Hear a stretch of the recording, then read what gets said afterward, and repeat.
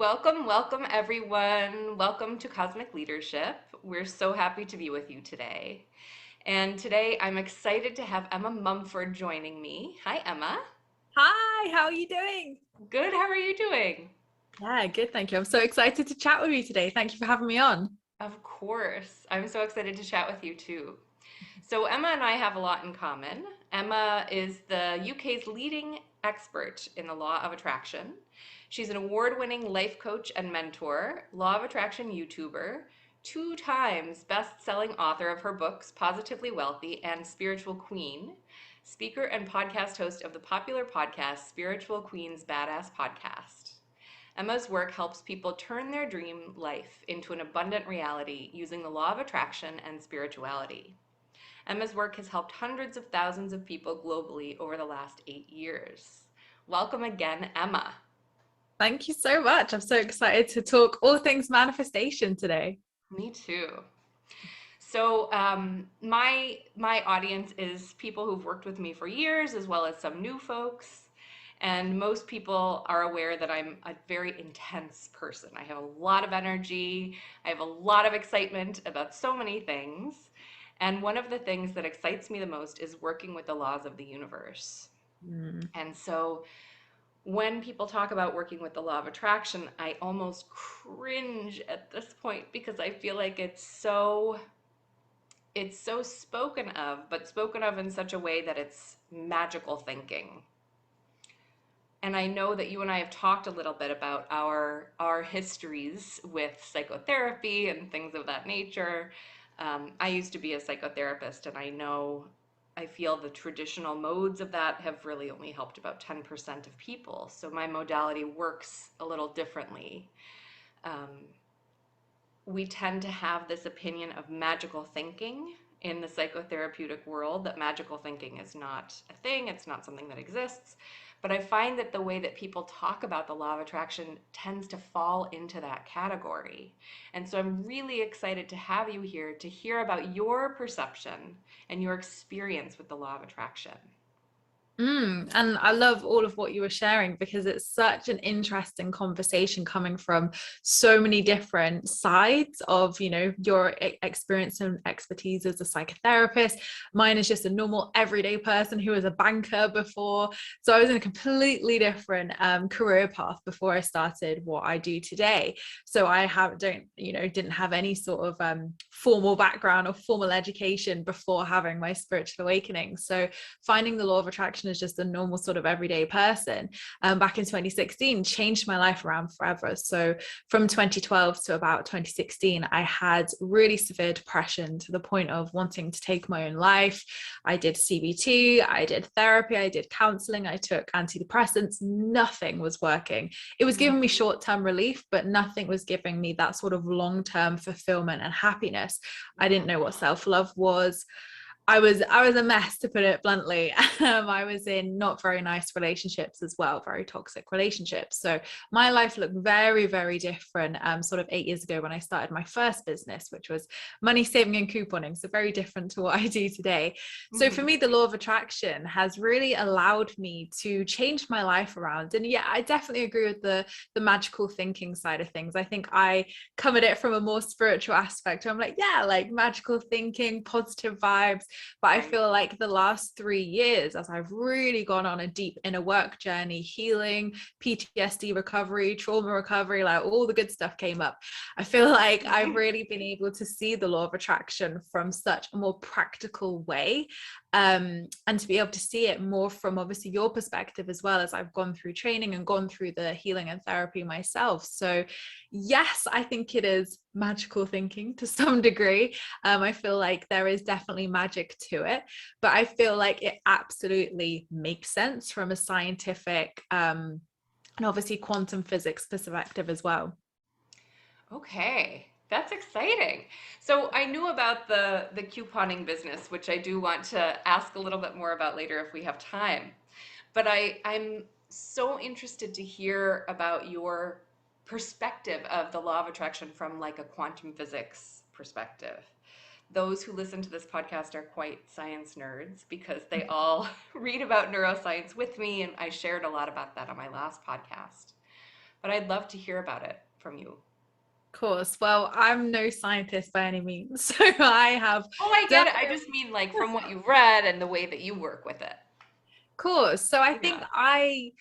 I've read up a lot about it. Obviously, the God particle and the Hydrogen Collider in Switzerland, obviously in 2016, proving that the law of attraction exists in terms of creating and be able to manipulate energy. So I think that's as far as my description of it goes.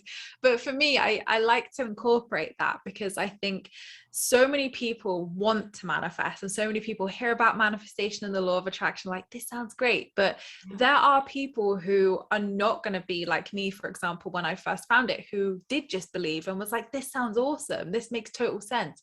Some Yeah. people are like, well, actually I come from more of a scientific perspective, or actually I like facts, I like real data.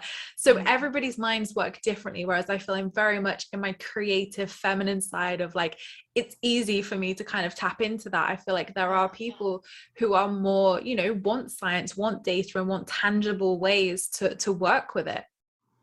I'm super a science data person, I have to admit. Because of my background in neuroscience, I love the science and the data. And even though I know that science changes all the time, I love to monitor that stuff. Mm. So the study we're talking about in 2016, I think is pretty amazing.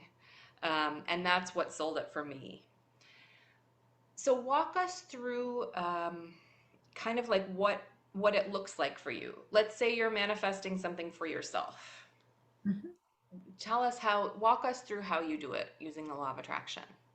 Yeah, of course. So I came across The Secret like many of us did in 2016 when I was at the end of my second sort of negative relationship. And I was at a point where I didn't have any self-love. My depression was at its worst. I really was in a really bad place. And I remember just almost this surrendering where I was like, I'm going to have to do something because I know I can't take my own life. I know there's more. I know there's more to life. I know I can be happy, but I don't know how to do it.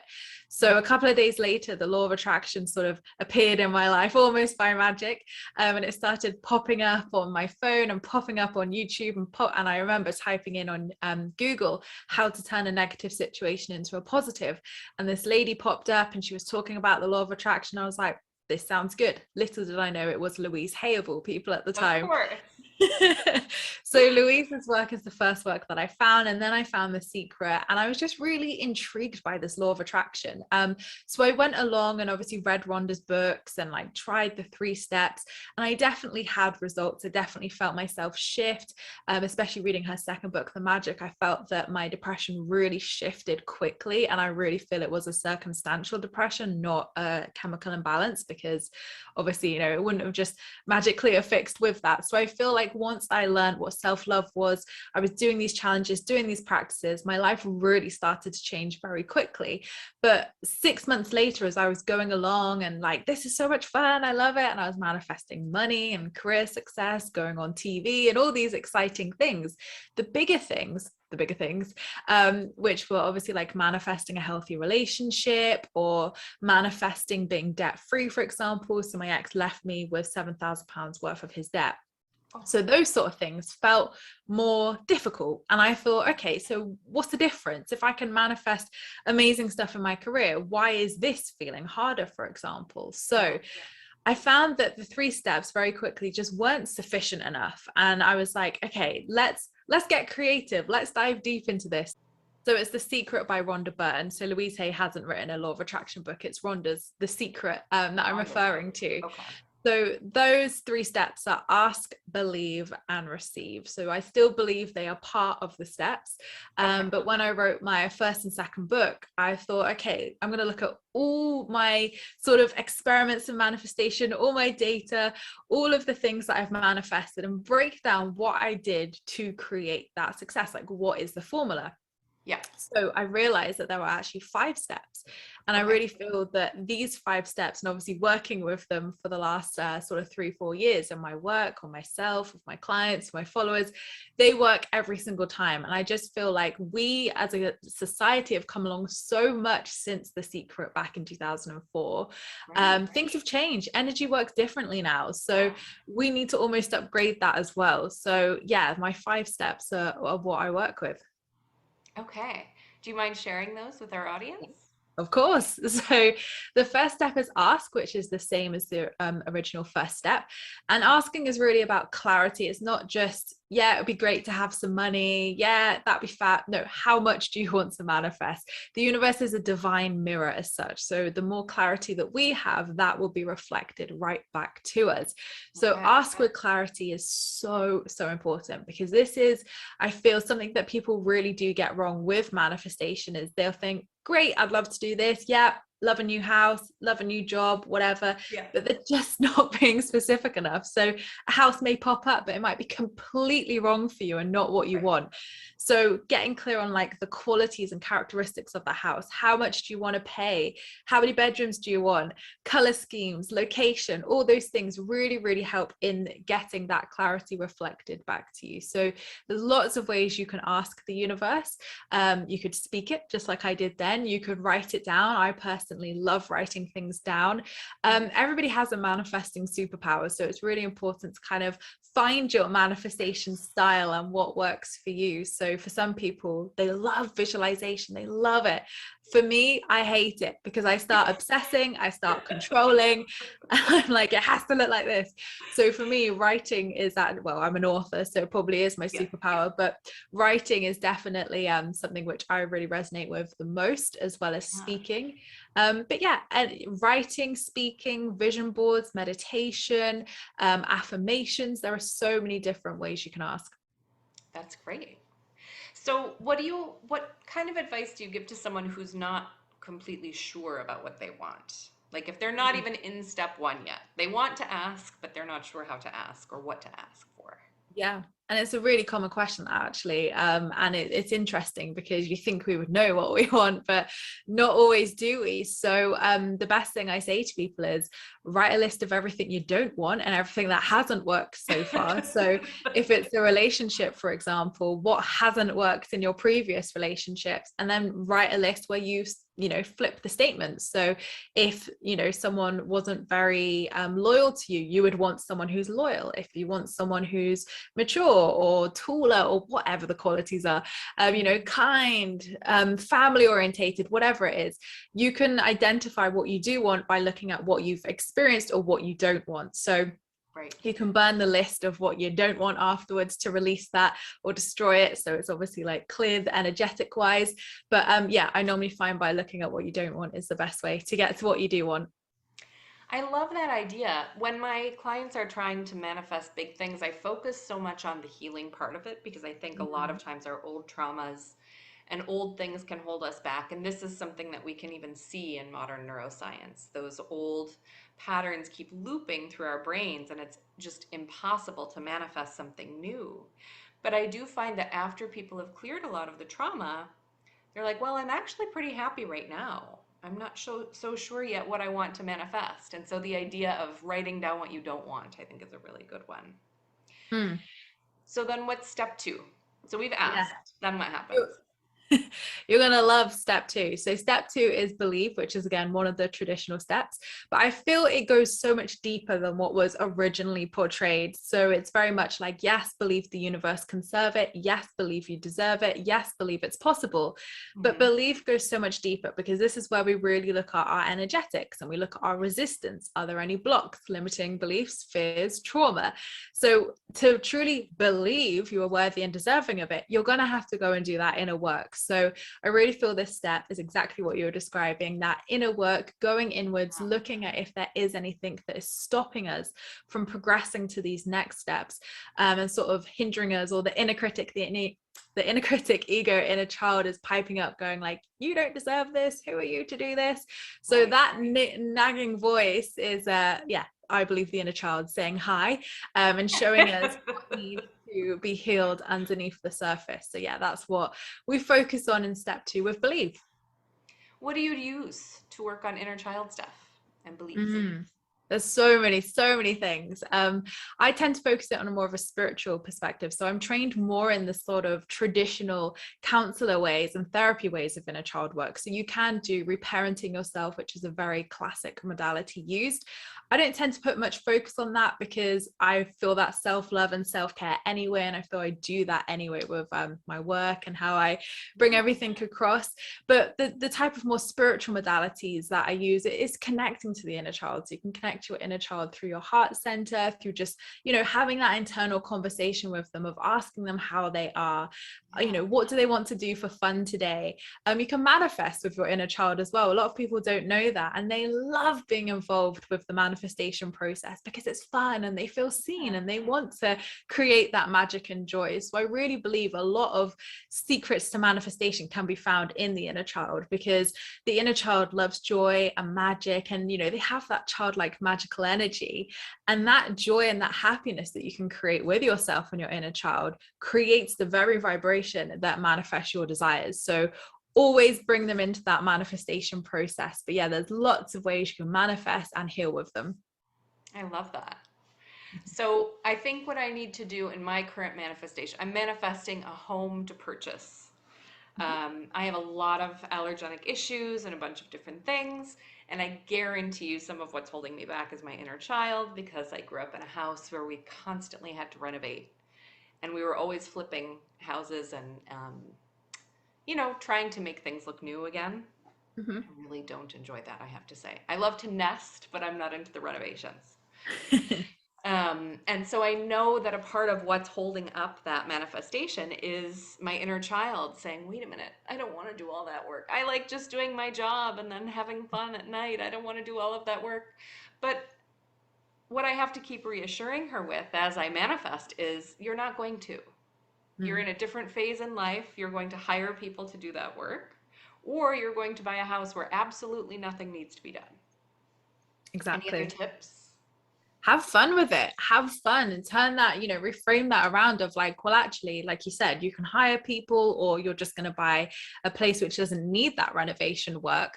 But then bring fun into it and be like, right, let's go shopping. Let's look for some furniture that we can buy. I mean, that is a great acting as if manifestation tool as well.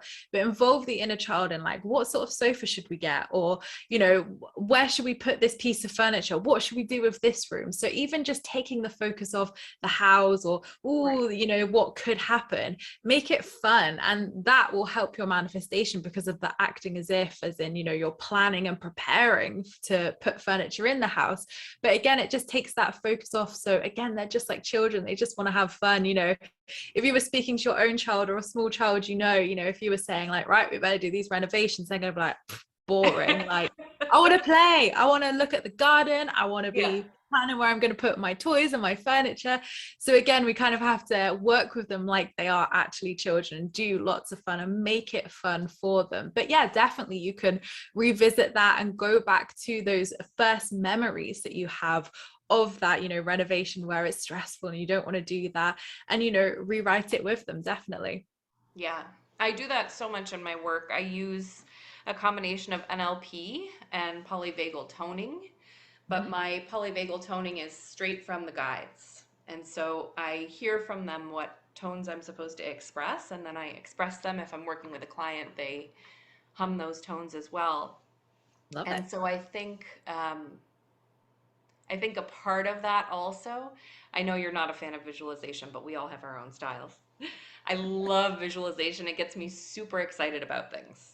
Mm. So I have nowhere to put furniture, so I won't buy it. But I do think it would be fun in the visualization to kind of add in furniture, and like, this room will be my shooting room.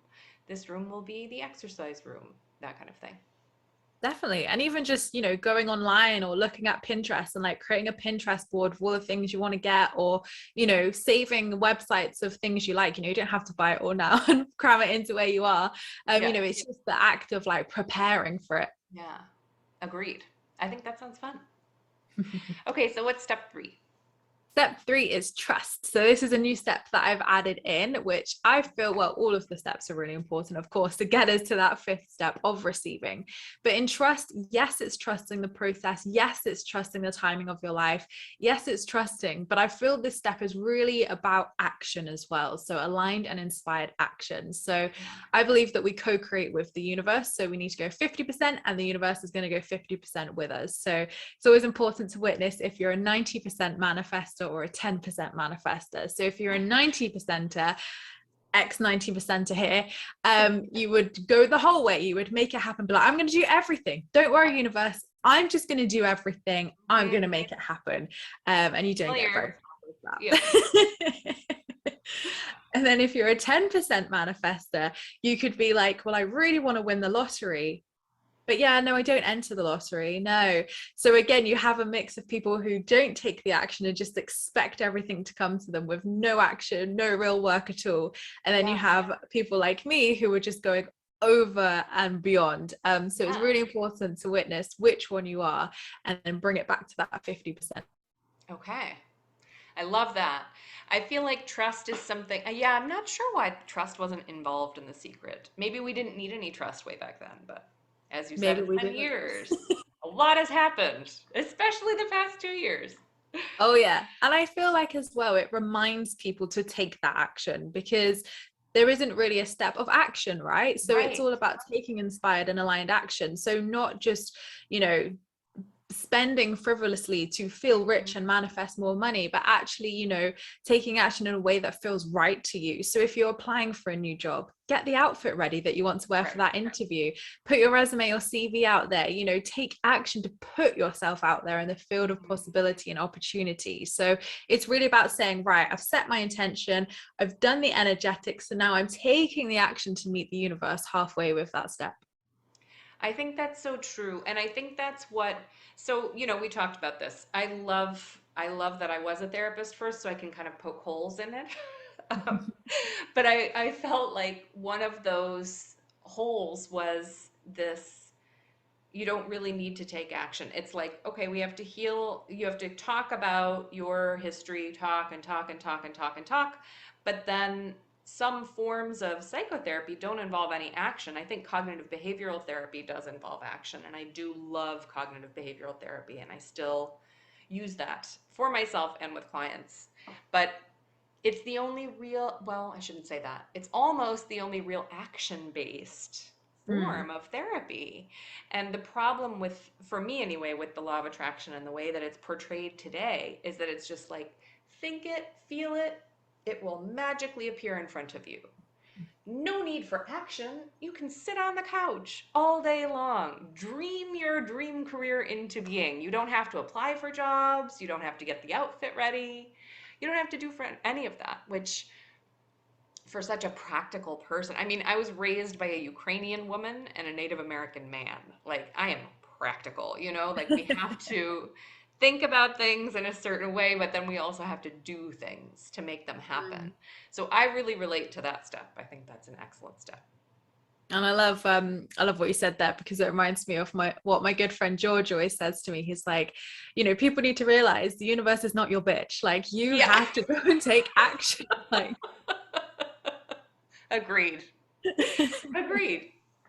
So what's our fourth step?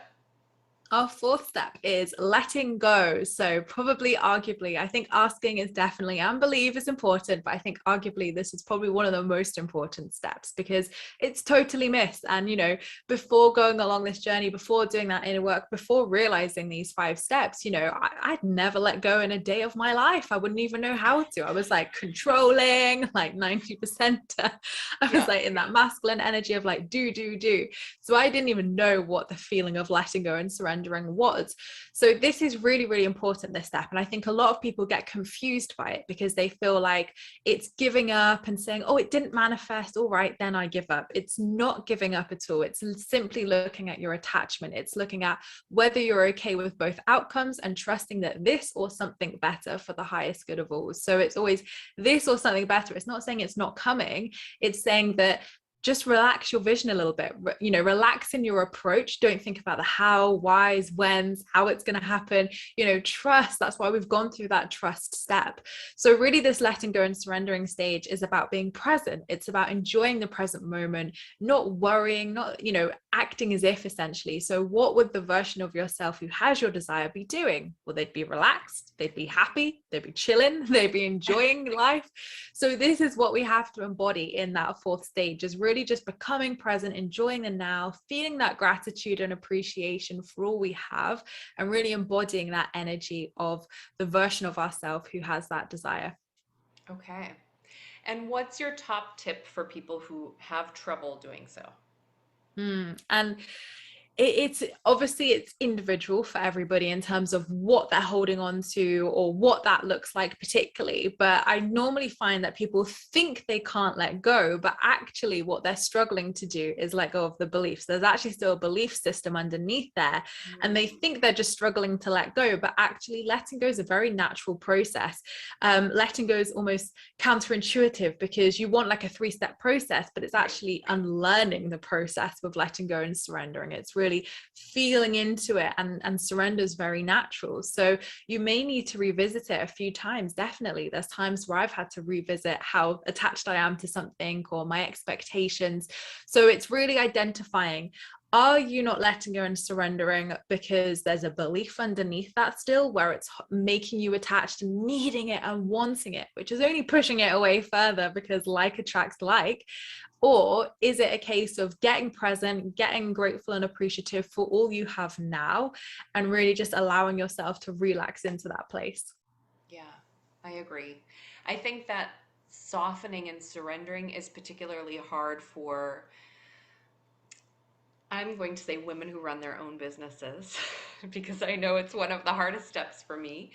And I work with so many women entrepreneurs in my masterminds, and they are 90 percenters, as you and I both were, Mhm. because so much of it is up to us, right? Like when you start that business, you don't have a whole team built yet, and you're used to kind of holding everything and squeezing as tight as you can, tensing as much as you can to just get everything out there.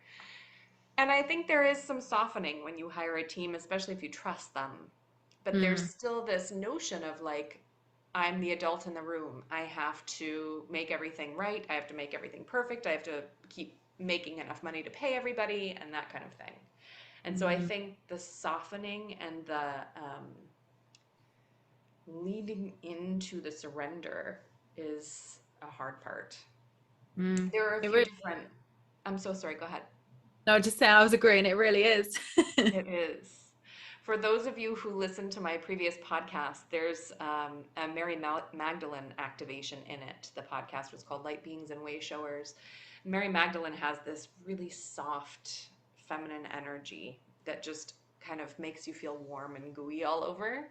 And so I always love bringing her through in meditations because she allows us to get into that receptive feminine state of being able to relax enough that that manifestation can even connect.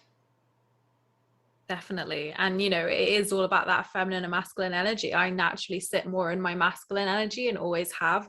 Gabby Bernstein's another person, Marie Forleo, all of these ladies have admitted they sit more in their masculine, and it's why you see them doing so well. It's why we achieve. It's why we get where we are, because we have that masculine drive. And for me, I had really unbalanced feminine energy when I first got on my spiritual journey. So healing that was so expansive in so many ways because it really allowed me to heal like a physical hormone imbalance within myself, which a lot of us CEO women do have because of suppressing the feminine, being in that masculine all the time. You know, healing my body, relaxing into, like what you say, relaxing into that space of receiving. And for me, I could receive manifestations left, right, and center through my masculine energy, but receiving through the feminine was on a whole new level to me of creating that divine balance. And then being able to say, actually, I can manifest with both energies, both have their superpower, both help me in different ways. And actually coming from that balanced feminine as well, of the inner work, the inwards journey, slowing down, again, helped me to truly understand what that surrendering, that softening, that vulnerability is, and also what divine receiving is, because receiving is a feminine energy. It is. So it's almost like we go through that masculine sort of like intention and sort of like action. Obviously, the second stage of belief is more feminine energy of inwards. But again, we then have to almost like soften into that inwards energy again of the feminine to then receive the desire. And a lot of people think, and this is a fifth step, receive, we'll go into that while we're here. A lot of people think that that step is like, oh, job done, great, it's all here. Well, Right. yeah, it is. We can celebrate it, definitely. But receiving is an act by itself. Receiving is an energy that we still have to embody, and we still have to go through that step to receive the desire. So, a question I love to put to especially your lovely listeners who are going to be exactly like us, female bosses, having businesses, spiritual, connected to all of this, is like, how much do you allow yourself to receive in life? Because mine was like 0% Right. many years ago. And it was really hard for me to receive support and rely on other people, because I had that wounded inner child who couldn't and had to do it all for herself. So healing my inner child helped with that massively, but then also learning to allow myself to be supported with a team, allow myself to be supported by the universe, was that divine receiving, which allowed me to receive, some of my biggest manifestations. I totally understand. And I agree. I think that was a big roadblock for me as well. I love that the fifth step is receiving, but can you do it? Is it possible? You can work really hard for it, you can manifest it, but then when it comes, are you able to receive it, or are you going to push it away because it's just too scary? And so I do think that inner child work all the way along is important. I'm happy that you kind of address it in all of the steps. Definitely. And, it's preparing for that manifestation. So, like I said, with the co-creation of the 50-50, Yeah. when you get to that third step of trust, we're really allowing the universe to then meet us halfway. So we get to that 50-50 mark when we're at trust and we've taken our action. So then the letting go and receiving stage is really allowing that energy to meet us there. So it's not pushing forward, it's not doing more. It's really Yeah. that I'm here. I know I've done my half. I can Yeah. relax into that place and allow it to meet us. So yeah, it's definitely more of that soft feminine energy. Let me ask you, also, I just want to add a quick disclaimer. So, for everyone listening, you know that I am a fluid person. And when we talk about masculine and feminine, I am referring to the qualities that relate to the social constructs of masculine and feminine in my particular culture. I'm American, and I know that these differ globally. These are concepts that are quickly being thrown away as more and more of us tend towards androgyny, and more people come into their own with whatever gender and sexuality means to them. I just wanted to make sure that our listeners know that I am using these social constructs as a means of explanation. I've not yet come up with new terms for masculine and feminine, but I have faith. Another manifestation out in the world. Emma, I wanted to ask you, do you know what your human design is? Are you into human design at all? I am. I'm a projector, but I don't know all the numbers off the top of my head. Oh, that's so cool. Okay. So, everyone who's listening, I think this is going to be really helpful for people too. So, I'm sure you've heard this before, Emma, but there is this myth in the manifestation spiritual community that the law of attraction only really works for manifestors in human design. It doesn't work for anyone else because manifestors are the only ones that can like think it and do it and be it and all of those things.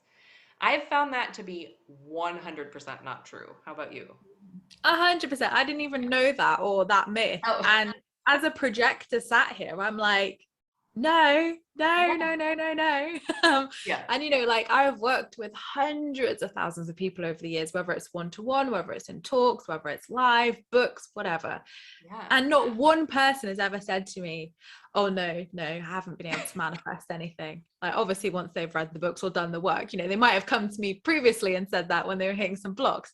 But Yeah. yeah, once they've done that work, there's not one person who can not manifest. Manifestation is for everybody. The Hmm. universe is universal, oneness. Like, yeah, it does not discriminate. Definitely not. Agreed. All right. Busting myths all over the place today, Emma. Thank you so much. So, Emma, please tell us about your earliest experiences of spirit guides in your business or in your life. Either one. Mm. I think business is probably the most prominent or the most obvious one, definitely. I feel like personal, that really came in once I'd spiritually awakened, once I was aware of that, once I sort of set the intention to communicate with them. So I always feel like I always would have called it a guardian angel, but I definitely Hmm. think they're guides. Absolutely. They're all guides, but definitely my spirit guides I felt in my first business when I had my couponing and money saving business. So I always tell this story as like, oh, I had a little guardian angel, but I definitely think it was my guides. So basically, I'd run my first business for free for a whole year. It had gained over Oh, 100,000 followers. It was, you know, one of the biggest couponing and money saving sites here in the UK. I was on national TV, all of this amazing success, and I wasn't earning a single penny for it. And one night, a lovely guy messaged me and said, "You realize you could be earning money for this, Emma, through affiliate marketing?" And I thought, this is a scam. Like, this is like, what does he want? Like, nobody just tells you that, right? Nobody yeah. just says, I will show you how to earn money without, you know, something behind it or whatever. And I was like, okay, yeah, I'm open. Like, you know, let's explain what this affiliate marketing is then.